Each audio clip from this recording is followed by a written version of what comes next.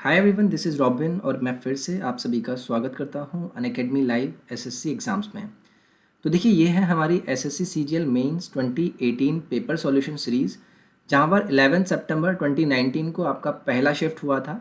इसके अभी तक मैंने आपसे 5 पार्ट डिस्कस किए हैं। This will be the 6th part, जहाँ पर मैं 51 से लेके 60 तक के क्वेश्चंस का आपके साथ डिस्कशन करूँगा।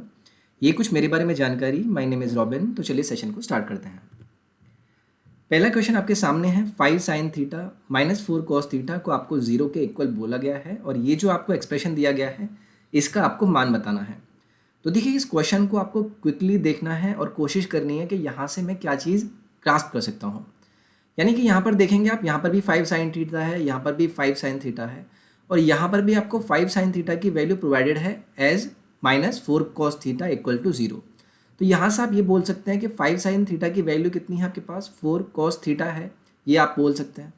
अगर ये वैल्यू आपके पास है तो सीधे सीधे यहाँ पर 4 कॉस थीटा पुट करेंगे। तो अगर आप यहाँ पर 4 कॉस थीटा रखेंगे -2 कॉस थीटा आपके पास वैल्यू है, डिवाइडेड बाई ये कितना हो जाएगा 4 cos theta plus 3 cos theta. अब कॉस थीटा आपका कैंसिल आउट हो जाएगा, 4 में से 1 आपका जाएगा तो 2 बचेगा, 4 और 3 आपका नीचे कितना हो जाएगा 7, यानी कि 2/7। ऑप्शन नंबर 3 आपका यहाँ से करेक्ट हो जाएगा। नेक्स्ट है, if the radius of the base यानी कि आधार की जो त्रिज्या है किसी कोन की, उसे आप अगर डबल करते हैं and volume of the new cone के बारे में बोला गया है कि वो 3 टाइम्स है वॉल्यूम ऑफ द ओरिजिनल कोन, यानी कि जो पहले कोन था उसके कोन के वॉल्यूम का 3 गुना है। Then what will be the ratio of the height of the original cone to that of the new cone. तो आपको 2 कंडीशन दी गई जहाँ पर वॉल्यूम्स के बारे में आपसे बात की गई।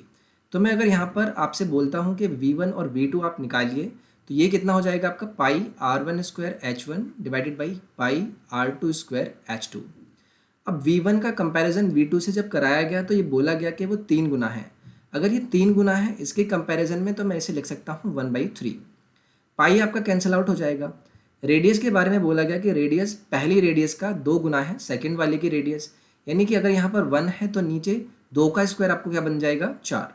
अब H1 आपका H1 ही है, H2 आपका H2 ही है और हाइट का आपसे रेशो पूछा गया था, तो ये 4 आपका इधर चला जाएगा, तो यहाँ से आपका H1 और H2 का रेशो कितना आ जाएगा 4:3, यानी कि यहाँ से आपका ऑप्शन नंबर 2 करेक्ट हो जाएगा। नेक्स्ट है, अभी रोज़ यानी कि अभी नाव में 4 घंटे की दूरी को 28 किलोमीटर जो कि है उसे तय करता है, यानी कि अपस्ट्रीम की डिस्टेंस 28 किलोमीटर की उसके द्वारा 4 घंटे में तय की गई डाउनस्ट्रीम, यानी कि किसकी डाउनस्ट्रीम का मतलब क्या होता है, जो धारा होती है उसकी ही दिशा में। और उसके बाद अ डिस्टेंस ऑफ 50 किलोमीटर को वो 2 घंटे में पूरा करता है। उसके बाद आपको बोला गया है कि to row a distance of इतने किलोमीटर इन स्टिल वाटर को पूरा करने में कितना टाइम लेगा। तो देखिए, पहले उसने अपस्ट्रीम किया यानी कि धारा के विपरीत दिशा में उसने इतनी दूरी तय की इतने घंटे में। उसके बाद डाउनस्ट्रीम यानी कि विपरीत की साथ की दिशा में 50 किलोमीटर की उसने 2 घंटे में। और पूछा है उसने कि अगर इतनी डिस्टेंस आपको तय करानी है स्टिल वाटर में तो उसको कितना टाइम लगेगा। तो ऑब्वियसली अगर स्टिल वाटर में आपको टाइम निकालना है तो आपको चाहिएगी स्टिल वाटर में यानी कि स्थिर पानी में इसकी स्पीड। तो पहले मुझे क्या करना होगा, मुझे यहाँ से निकालनी होगी चाल, यानी कि अगर मैं स्थिर वाटर में नाव की जो चाल है उसे x मानता हूँ और धारा की चाल इसे y मानता हूँ, और उसके बाद मैं आपसे बोलता हूँ कि धारा की विपरीत दिशा यानी कि अपस्ट्रीम में जो आपकी स्पीड होगी वो कितनी होगी x - y होगी। डिस्टेंस आपने कितनी तय की थी 28 और आपको टाइम कितना लगा था 4 घंटे, तो यहाँ से आपके पास ये वैल्यू कितनी आएगी 7। इसी तरीके से अगर मैं डाउनस्ट्रीम यानी कि विपरीत नहीं उसके साथ की दिशा में जो चाल होगी वो कितनी हो जाएगी, डिस्टेंस कितनी थी 50 और टाइम कितना लगा था 2, तो यहाँ से आपके पास x + y की वैल्यू कितनी आ जाएगी 25। अब देखिए, आपसे पूछा है कि कितना टाइम लगेगा अगर उसको स्थिर वाटर में इतनी डिस्टेंस तय करनी है, तो यानी कि आपको x की वैल्यू चाहिएगी। तो दोनों इक्वेशन को अगर मैं सेव करूँगा यानी कि सम करूँगा तो ये हो जाएगा मेरे पास 2x और ये कितना हो जाएगा मेरे पास 32। तो x की वैल्यू यहाँ से मेरे पास कितनी आ जाएगी 16, यहाँ से मेरे पास km/h किसकी वोट की स्पीड आ जाएगी। अब देखिए, आपको कितनी डिस्टेंस तय करनी है, आपको डिस्टेंस तय करवा रहा है वो 44.8 किलोमीटर और आपकी स्पीड कितनी है 16। तो बस यहाँ से वैल्यू कितनी आ जाएगी, ये आपका 2 बार जाएगा 0.8 बार जाएगा, यानी कि 2.8 घंटे लगेंगे। ऑप्शन नंबर पहला आपका यहाँ से करेक्ट हो जाएगा। नेक्स्ट है, एक सम आपके पास दिया गया है 8,400, वो अमाउंट हो जाता है इतने रुपए में। कितने रेट पर, इतने रेट पर सिंपल इंटरेस्ट आपको लेना है किसी टाइम में। अब बताना है सिंपल इंटरेस्ट क्या होगा, किस सम पर, इस दिए गए सम के ऊपर सेम आपको रेट लेना है और सेम आपको टाइम लेना है। तो देखिए रेट तो आपको पता है कितना था, लेकिन आपके पास टाइम नहीं है, तो टाइम आप निकाल सकते हैं। जैसे ये आपका प्रिंसिपल था, ये आपका अमाउंट था, तो देखिए दोनों के बीच का डिफरेंस लगभग लगभग कितने का हो जाएगा, 600 तो इधर से हुआ और इधर आपका कितना हो गया, ये हो जाएगा लगभग 2646। यानी कि जो आपके पास SI है इसका वैल्यू आपके पास कितना आ गया, 2646। मैं अगर टाइम की बात करूँ तो टाइम निकाल सकते हैं, ये कितना हो जाएगा SI जो कि कितना है 2646 इंटू आपका 100 करना होगा, डिवाइडेड बाई क्या करेंगे, प्रिंसिपल इंटू रेट। प्रिंसिपल कितना है 8400 और रेट आपका कितना है 8.75। यहाँ पर इसे सिंप्लीफाई करेंगे, ये आपका 2 0 कट जाएगा, ये आपका कट सकता है क्या, ये आपका अगर मैं इसे कट करने की कोशिश करूँ तो आप इसे कैलकुलेट कर लेंगे, this will be coming around 3.6 years. ठीक है, मैं डायरेक्टली लिख देता हूँ, टाइम की वैल्यू आपके पास आ जाएगी 3.6 ईयर्स। अब देखिए आपको इसको मानना है प्रिंसिपल और इसके साथ आपको सिंपल इंटरेस्ट कितने का मिलेगा अगर आप रेट और टाइम सेम रखते हैं। तो आपके पास रेट भी है, आपके पास टाइम भी है, आपको सिंपल इंटरेस्ट निकालना है, तो क्या हो जाएगा ये, this will be 9600 which is principal. समय कितना है 3.6, रेट कितना है आपके पास 8.75, डिवाइड किससे करेंगे 100 से करेंगे, ये आपका 2 0 कट गया, 96 है 3.6 है, यहाँ पर 10 कर लीजिए इसकी 0 हटाकर, और यहाँ पर आप एक और 00 कर लीजिए, तो यहाँ से मैं इसके किससे कट कर सकता हूँ 25 से कर सकता हूँ, या फिर अभी आप ये कीजिए, यहाँ से आपका 4 से कितना गया 2 और उसके बाद 4 और 4 से आपका 25 हो गया, 25 से मैं इसे कट करूँगा 3 बार जाएगा, आपका 75 हो गया, उसके बाद कितना बचेगा, हाँ 125 यानी कि 5 गया, उसके बाद 5 से आप ये 2 बार काट सकते हैं, ये आपका 7 बार हो गया, 2 से आप ये 12 बार काट सकते हैं, तो 12 इंटू 7 आपका कितना हो जाएगा, ये आपका लगभग लगभग, और यहाँ पे 3.6 भी है, तो 12, 36 और 7 का मल्टीप्लाई करके देखेंगे। अगर मैं यूनिट डिजिट चेक करने की बात करूँ तो यहाँ पर 2 हो गया और यहाँ पर 4 आपका यूनिट डिजिट आना चाहिए था, यानी कि यूनिट डिजिट से आप चेक करेंगे तो ऑप्शन नंबर 4 आपका यहाँ से करेक्ट हो जाएगा। तो देखिए कुल मिलाकर आपको कैलकुलेशन का पार्ट करना था, बाकी बेसिक जो कॉन्सेप्ट था वो आसान था, आपको समझ में आया होगा। नेक्स्ट दिया है इफ़ द डायमीटर यानी कि व्यास दिया गया है किसी के आधार का, यानी किसी कोण के आधार का आपको 42, तो रेडियस आपको पता है 21 सेंटीमीटर हो जाएगी, ये चीज़ क्लियर। अगर आपको कर्व सरफेस एरिया दिया है गया है इतना, तो कर्व सरफेस एरिया आपका क्या होता है पाई आर एल होता है, किसके केस में, कोण के इसमें, तो पाई आर एल की वैल्यू दी गई है आपको 2310। तो यहाँ से अगर मैं एल को कैलकुलेट कराने की बात करूँ तो एल आपका यहाँ से कितना आ जाएगा 2310 डिवाइडेड बाई 22, आपका 7 ऊपर और मल्टीप्लाई नीचे आर की होगी जो कि कितना है 21। तो 7 से मैं इसे 3 बार कट कर सकता हूँ, 11 से 2 बार जाएगा, 11 से कितना जाएगा 2 और 1, यहाँ पर 210 बचा, 3 से कट जाएगा, ये आपका 70 आ गया, यानी कि एल की वैल्यू आपने निकाल ली 35 सेंटीमीटर। अब देखिए आपको बताना क्या है वॉल्यूम, अगर कोण का वॉल्यूम आपको करना है आपको तय, तो ये कितना होता है 1/3 पाई आर स्क्वायर एच। तो रेडियस आपके पास है लेकिन आपको हाइट चाहिए। अब देखिए एल आपके पास है और आर आपके पास कितना है 21 सेंटीमीटर, तो आपके यहाँ से एच की वैल्यू डायरेक्ट निकाल सकते हैं या नहीं निकाल सकते हैं। आपको पता है कि ये आपके पास क्या होते हैं, जो आपकी स्लाइंट हाइट होती है यानी कि त्रियक रेखा होती है, वो रेडियस के और हाइट के साथ क्या बनाती है, अपना पाइथागोरस ट्रिपलेट बनाती है, जहाँ पर एल स्क्वायर आपका होता है आर स्क्वायर और एच स्क्वायर के सम के। अब देखिए एल में आपका क्या है 5 इंटू 7 है, यहाँ पर क्या है 3 इंटू 7 है, यानी कि 7 का मल्टीप्लीकेशन है, तो अगर ये 5 है ये 3 है तो ये कितना होगा 4 इंटू 7 होगा ट्रिपलेट बनाने के लिए। तो हाइट की आपने डायरेक्टली वैल्यू निकाल ली कितनी 28 सेंटीमीटर। बस ये वैल्यू यहाँ पर पुट करनी है, तो 1/3 पाई की वैल्यू पुट करेंगे, कितना हो जाएगा 22/7, आर कितना था आपका 21 था और हाइट आपने कितना कैलकुलेट किया है 28। तो देखिए 3 से आपका 7 हो गया, 7 से आपका 7 कट हो गया। अब यूनिट डिजिट चेक कर सकते हैं, 2 से आपका 2, 8 और 2 100, यानी कि 6 आपका यूनिट डिजिट आएगा, जो कि आपका सिर्फ ऑप्शन नंबर 3 में दिया गया था। तो देखिए बस कैलकुलेशन में आपको ध्यान देना है, कैलकुलेशन करने में भी आई गेस आपको इसकी मल्टीप्लाई करने में थोड़ा टाइम लगता अगर आप उतने तेज़ नहीं हैं, बट आप कोशिश कीजिए कि ऑप्शन पर भी आपकी एक निगाह रहे और वहाँ से आप ये देख पाएँ कि कहीं यूनिट डिजिट आपकी हर किसी अगर ऑप्शन की अलग अलग है तो आपके लिए और भी आसान होगा। तो आसान था, ऑप्शन नंबर 3 आपका यहाँ से करेक्ट हो जाएगा। If a cuboid of dimension 32, 12 और 9 सेंटीमीटर को कट किया जाता है 2 क्यूब्स में जिनके साइज क्या है सेम है, what will be the ratio, यानी कि आपको रेशो बताना है of the surface area of the cuboid to the total surface area of the 2 cubes. तो एक तो आपको क्यूबॉइड का सरफेस एरिया लेना है और उसके साथ साथ आपको टोटल सरफेस एरिया लेना है दोनों क्यूब्स का, जो आपके छोटे छोटे बने हैं इस एक सिंगल क्यूबॉइड से। तो देखिए आपने इसी सेम क्यूबॉइड से क्यूब्स बनाए, यानी कि आपको पता है कि इसी क्यूबॉइड से आपने दो क्यूब्स अगर बनाए हैं तो वॉल्यूम क्या होंगे उन दोनों के आपको इक्वल लेने हैं और इस क्यूबॉइड्स के बराबर होंगे उन दोनों के सम। तो अगर मैं वॉल्यूम बात करूं ईच क्यूब का तो कैसे निकाल सकता हूं, ये हो जाएगा 32 इंटू 12 इंटू 9 डिवाइडेड बाई 2। ये एक क्यूब का आपका वॉल्यूम होगा। अगर मैं ये बात करूं क्यूब की तो ये कितना हो जाएगा आपका 16। अभी मल्टीप्लाई कर लेंगे और ये मल्टीप्लाई का अभी रहने दीजिए इसे इतना ही। अगर क्यूब का आपके पास वॉल्यूम आ गया है और क्यूब की साइड सपोज कीजिए मेरे पास a टू द पावर 3 है, तो ये किसके इक्वल हो गया आपका 16, 12 और 9 के मल्टीप्लिकेशन के।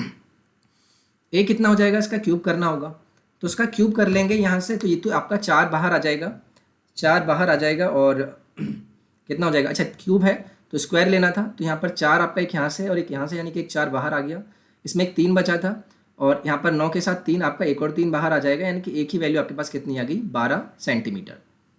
अब देखिए आपको क्या निकालना है, रेशो निकालना है उनके सरफेस एरिया का।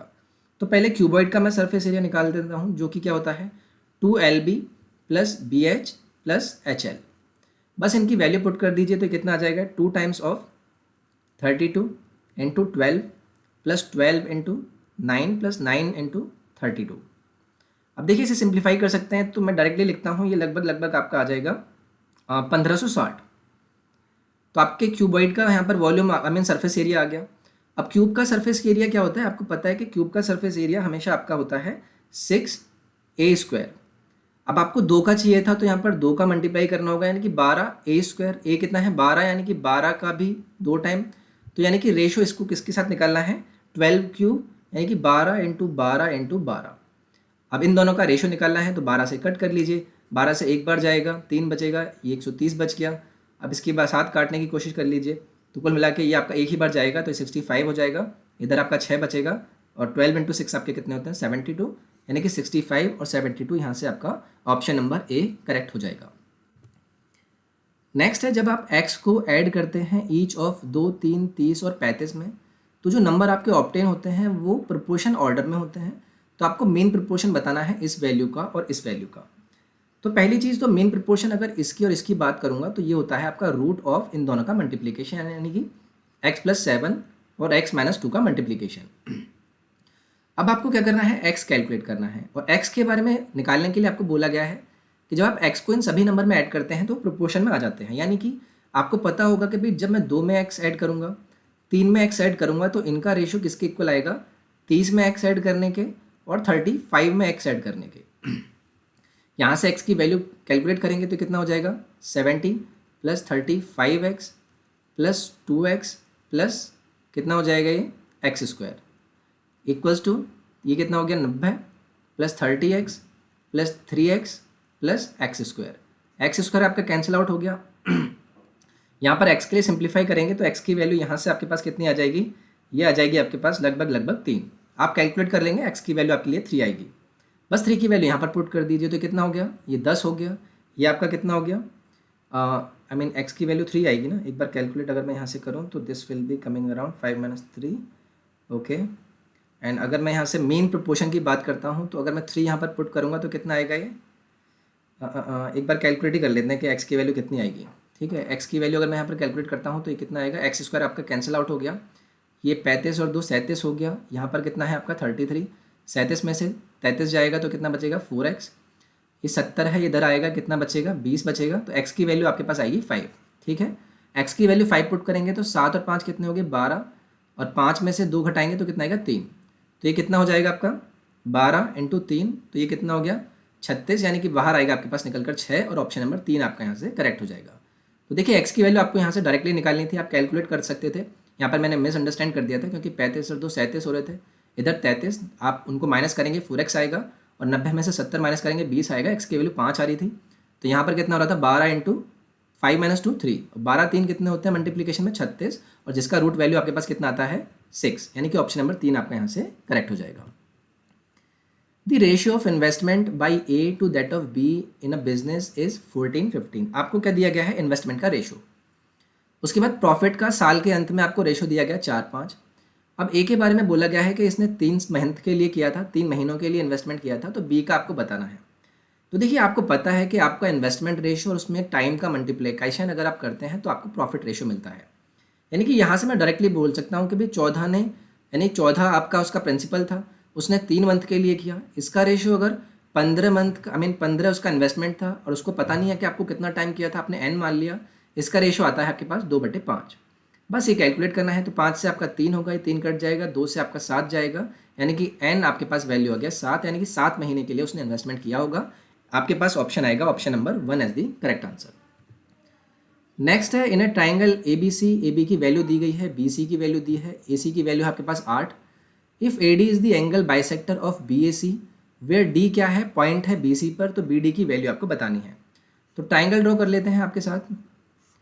ये हो गया आपके पास ट्राइंगल, ये है आपका ए, ये हो गया आपका बी और ये हो गया आपका सी।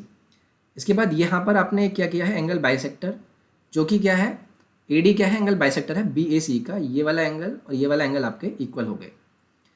डी पॉइंट है बी सी पर, बी डी की वैल्यू बतानी है कि भाई ये वैल्यू कितनी होगी, कब, जब आपको बी सी की वैल्यू दी गई है कितनी 10, ए सी की वैल्यू है आपके पास 8 और उसके बाद क्या है, ए बी की वैल्यू है आपके पास 7। तो देखिए एक चीज़ हमेशा याद रखिए कि एंगल बाइसेक्टर एक आपके पास थ्योरम होती है। अगर ये वैल्यू बी डी की वैल्यू आपके से पूछी गई है तो ये कितनी हो जाएगी, 10 - x हो जाएगी। तो हमेशा याद रखना है कि जो एंगल बाइसेक्टर की साइड्स होती हैं, यानी कि 7 और 8, ये रेशियो हमेशा बनाती हैं 7 के साइड वाली साइड यानी कि x अपॉन ये वाली साइड यानी कि 10 - x। तो ये कितना हो जाएगा, 70 - 7x इक्वल्स टू 8x। तो 8 7 कितने हो गए आपके 15 और ये हो गया आपका 15x इक्वल्स टू 70। तो x की वैल्यू कितनी हो जाएगी आपकी 70/15, तो यहाँ से 3 हो गया और ये कितना हो गया आपका 14। तो 14/3 यानी कि आपका ऑप्शन नंबर 3 यहाँ से करेक्ट हो जाएगा। Next at the base of a right prism is a trapezium. Trapezium है यानी कि उसको हम क्या बोलते हैं, आपका इसे बोलते हैं प्रिज्म का आधार समलंब है। और उसके बाद हुज पैरेलल साइड्स आपको दी गई हैं 11 और 15 एंड उनके बीच का डिफरेंस आपके पास 9 सेंटीमीटर। वॉल्यूम प्रिज्म का आपको दिया गया है इतना, तो आपको हाइट बतानी है प्रिज्म की। तो आप मुझे एक बात बताएंगे, अगर मैं एरिया बात करूं बेस की तो कैसे निकाल सकते हैं, ट्रेपेजियम का एरिया आपको निकालना होगा पैरेलल साइड्स का सम इनटू उनके बीच की डिफरेंस और उसका हाफ, यानी कि half sum of parallel sides आपके पास कितनी है 11 और 15, सम कितना हो गया 26। उसके बाद इसमें इसका हाइट का मल्टीप्लाई जो कि आपके पास कितना है, डिस्टेंस का मल्टीप्लाई जो कि कितना है 9, तो ये कितना हो गया आपका 13। और 13 में अगर 9 का मल्टीप्लाई करूंगा तो ये आएगा आपके पास 117 स्क्वायर सेंटीमीटर। आपने एरिया निकाल लिया बेस का। अब देखिए वॉल्यूम की बात करूं प्रिज्म की, तो ये कितना होता है आपका, this will B area of base into height, यानी एरिया इनटू हाइट। एरिया आपके पास कितना है 117, हाइट आपको बतानी है, वॉल्यूम आपके पास कितना है 1731.6। तो यहाँ से हाइट की वैल्यू कितनी हो जाएगी, डिवाइडेड बाई 117 कर देंगे, तो ये लगभग लगभग आपके पास कितना जाएगा, पहले ही आपका एक बार जाएगा, देन कितना बचेगा 117 से 20 और ये कितना बचा आपके पास 53 और उसके बाद लगभग ये कितना जाएगा, this will be going somewhere around 4 times I guess, 4 times जाएगा। उसके बाद कितना बचेगा आपका लगभग 300 300 300 एंड लगभग कितना जाएगा ये आपका 8 टाइम्स 8 टाइम्स जाएगा, जो कि आपका ऑप्शन नंबर सी है। तो बस कैलकुलेशन पार्ट था, आपको पता है आपने बेस का एरिया निकालना था, हाइट आपसे पूछी थी, वॉल्यूम आपको दिया गया है, इसको डिवाइड करना है, हाइट की वैल्यू आ जाएगी आपके पास 14.8 सेंटीमीटर। सो ये था आपका सिक्स पार्ट जहाँ पर मैंने 51 से लेकर 60 तक के क्वेश्चंस का आपके साथ डिस्कशन किया। आई होप आपको ये पार्ट पसंद आया होगा। तो अगर वीडियो आपको पसंद आती है तो आप लाइक ज़रूर करें, मेरे लिए वो एप्रिशिएशन का काम करेगा। आप वीडियो को शेयर ज़रूर करें, अगर आपको लगता है कि शेयर करने से किसी को फ़ायदा मिल सकता है। आप इस चैनल को सब्सक्राइब जरूर करें और इसके साथ साथ आप टेलीग्राम पेज को जाकर ज्वाइन कर सकते हैं, जहाँ पर वीडियोज़ के लिंक आपको प्रोवाइड होते हैं, रेगुलर वीडियोज़ के लिंक्स वहाँ पर मिलते हैं, क्विज़ आपके लिए वहाँ पर प्रोवाइड होते हैं। और इसके साथ साथ आप अनअकैडमी SSC के इंस्टाग्राम पेज को भी जाकर फॉलो कर सकते हैं, जिसे मैं हैंडल करता हूँ। वहाँ पर रेगुलर पोस्ट आपके लिए प्रोवाइड कराई जाती हैं, क्विज़ आपके लिए प्रोवाइड कराए जाते हैं। तो चलिए हम फिर से मिलेंगे नेक्स्ट पार्ट में। अपना ख्याल रखिए, टेक केयर, बाय बाय।